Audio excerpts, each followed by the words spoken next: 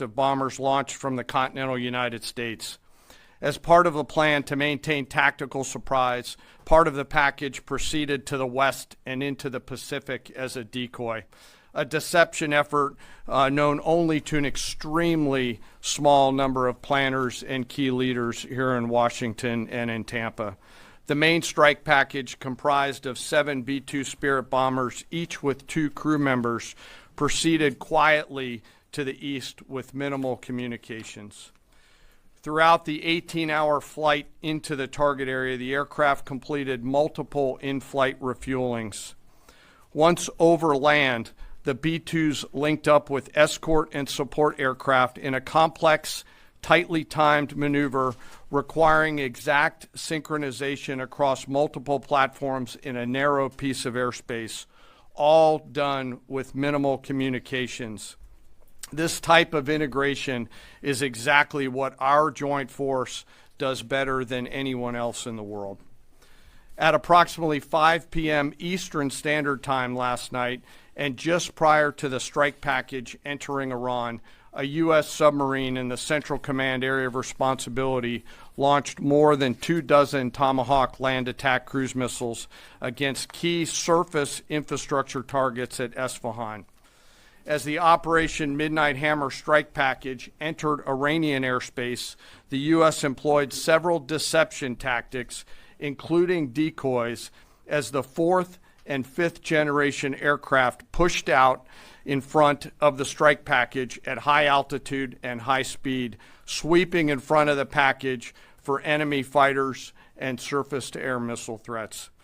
The strike package was supported by U.S. Strategic Command, U.S. Transportation Command, U.S. Cyber Command, U.S. Space Command, U.S. Space Force, and U.S. European Command.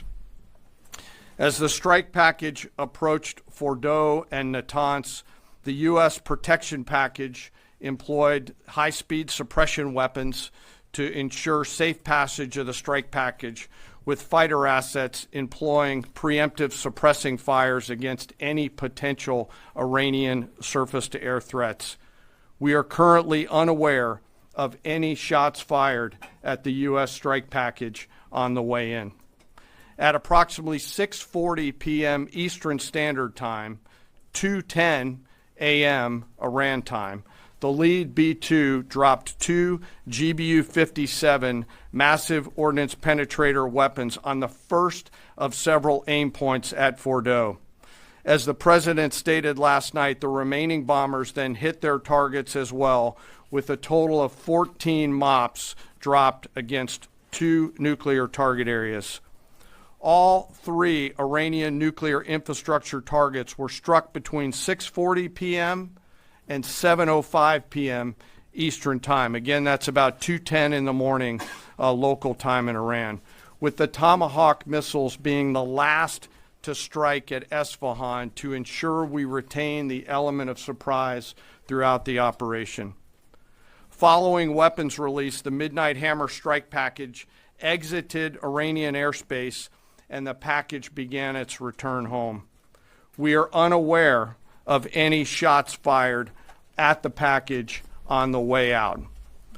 Iran's fighters did not fly, and it appears that Iran's surface-to-air missile systems did not see us. Throughout the mission, we retained the element of surprise.